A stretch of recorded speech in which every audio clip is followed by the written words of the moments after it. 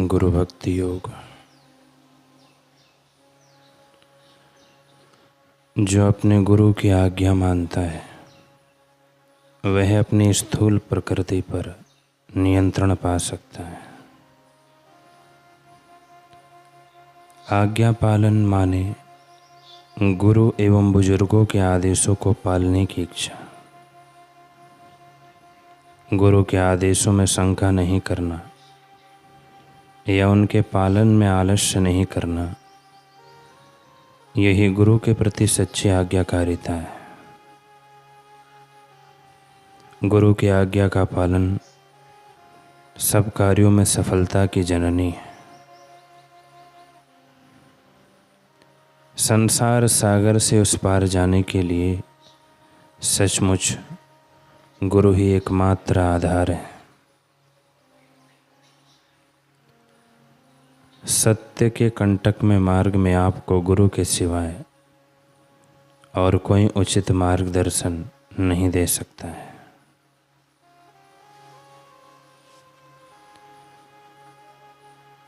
स्वामी शिवानंद जी कहते हैं कि जिस प्रकार शीघ्र ईश्वर दर्शन के लिए कलयुग साधना के रूप में कीर्तन साधना है, उसी प्रकार इस संशय, नास्तिकता, अभिमान और अहंकार के युग में योग की एक नई पद्धति है, गुरु भक्ति योग।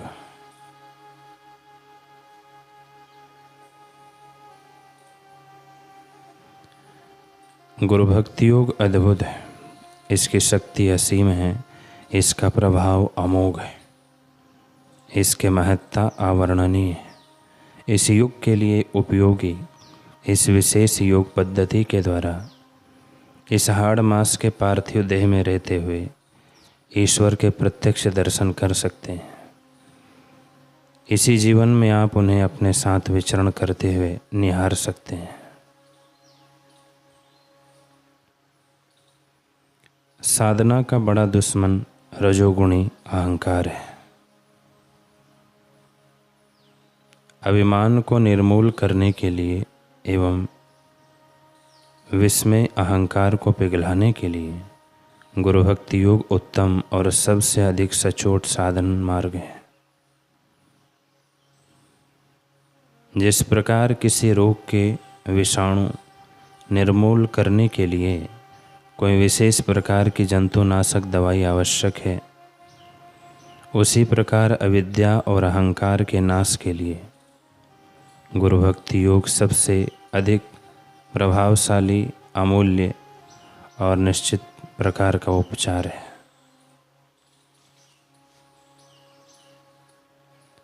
वह सबसे अधिक प्रभावशाली माया नाशक और अहंकार नाशक है। गुरु भक्ति योग की भावना में जो सद्भागी शिष्य निष्ठापूर्वक सराबोर होते हैं, उन पर माया और अहंकार के रोग का कोई असर नहीं होता। इस योग का आश्रय लेने वाला व्यक्ति सचमुच भाग्यशाली है, क्योंकि वह योग के अन्य प्रकारों में भी सर्वोच्च सफलता हासिल करेगा।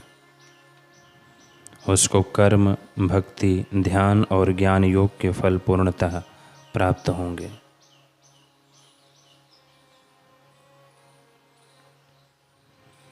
गुरु भक्ति योग में संलग्न होने के लिए 3 गुणों की आवश्यकता है: निष्ठा, श्रद्धा और आज्ञा पालन। पूर्णता के ध्येय में सनिष्ठ रहो, संशयी और ढीले ढाले मत रहना। अपने स्वीकृत गुरु में संपूर्ण श्रद्धा रखो। अपने मन में संशय की छाया को भी फटकने मत देना।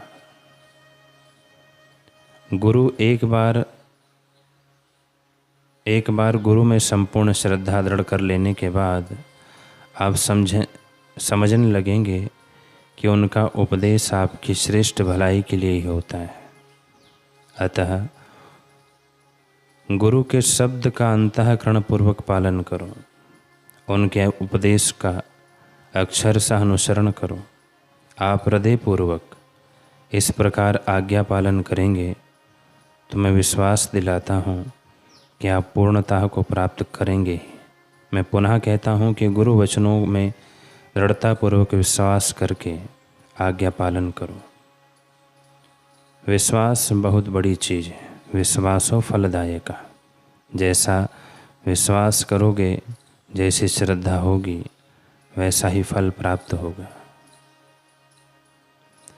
नामदेव जी की निष्ठा थी तो कुत्ते में से भगवान को प्रकट होना पड़ा। निष्ठा थी धन्ना जाट की तो सिलबट्टे में से ठाकुर जी प्रकट हो गए।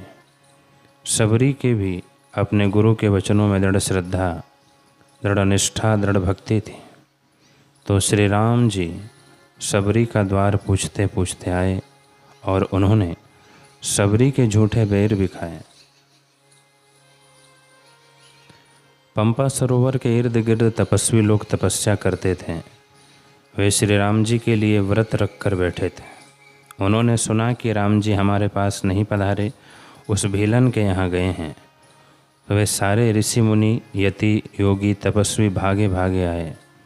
श्री राम जी ने कहा, ऋषिवरों, इतनी सुबह हो गई है और दिन चढ़ गया है, फिर भी आपकी वेशभूषा से लगता है कि आपने स्नान आदि नहीं किया है।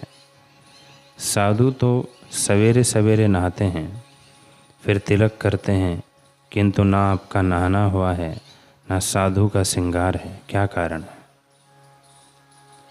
वे ऋषि मुनि बोले, भगवान क्या बताएं, पंपा सरोवर के पास मतंग ऋषि के आश्रम में सबरी आई है।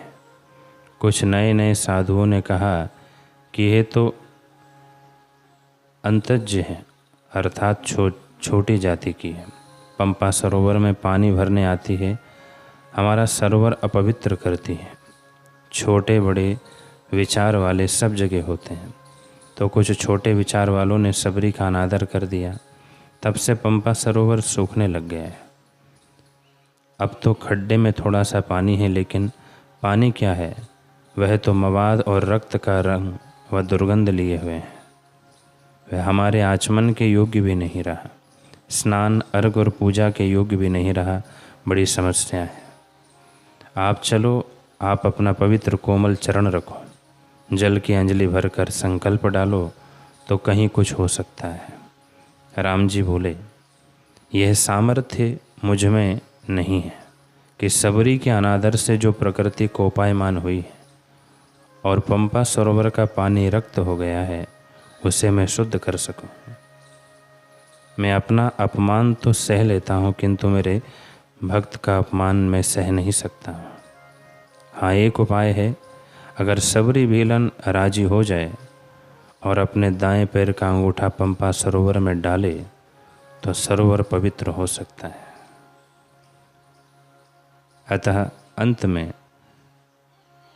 सबरी गई भगवान के साथ पंपा सरोवर तब वह पावन हुआ।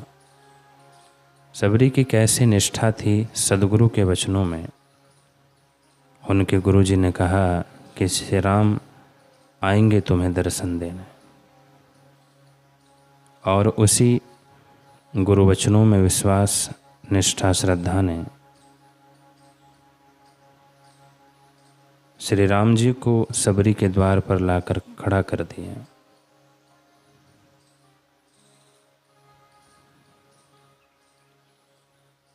सबरी की कैसे निष्ठा थी सदगुरु के वचनों में, श्री राम जी में, और उसी निष्ठा के प्रभाव से राम जी ने सबरी को कितना ऊंचा कर दिया।